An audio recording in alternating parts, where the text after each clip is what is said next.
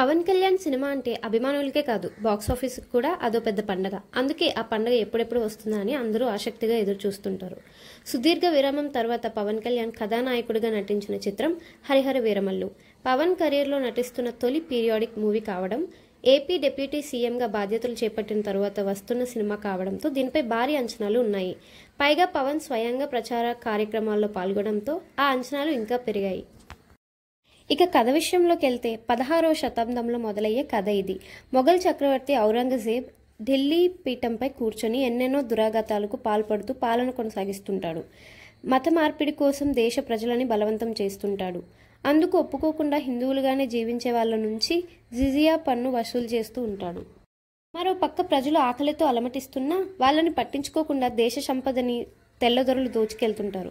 వాళ్లకు అనుకూలంగా కొద్దిమంది రాజులు వాళ్ళ అనుచరులు పనిచేస్తూ ఉంటారు. వాళ్ళందరికీ వీరమల్లు అంటే హడల్. పెద్దవాళ్ళ దగ్గరున్న సంపదని దోపిడీ చేసి పేదలకి పంచిపెడుతూ ఉంటాడు.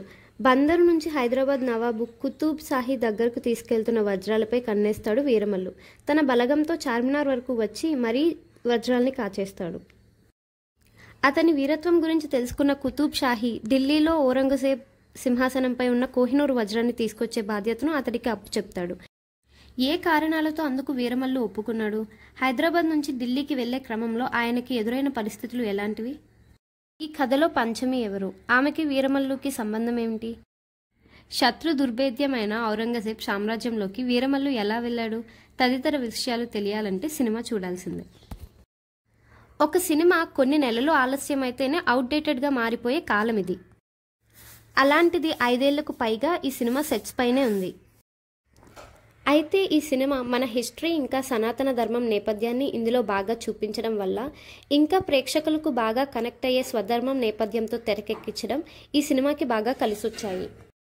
ఈ సినిమాలో కథ ఏమిటో కథానాయకుడు పవన్ కళ్యాణ్ గత కొన్ని రోజులుగా జరుగుతూ వచ్చిన ప్రతి వేడుకలోనూ చెబుతూ వచ్చారు. కథానాయకుడు కోహినూర్ కోసం ఢిల్లీకి వెళ్లే క్రమంలో ఎదురయ్యే పరిస్థితులే ఇందులో కీలకం.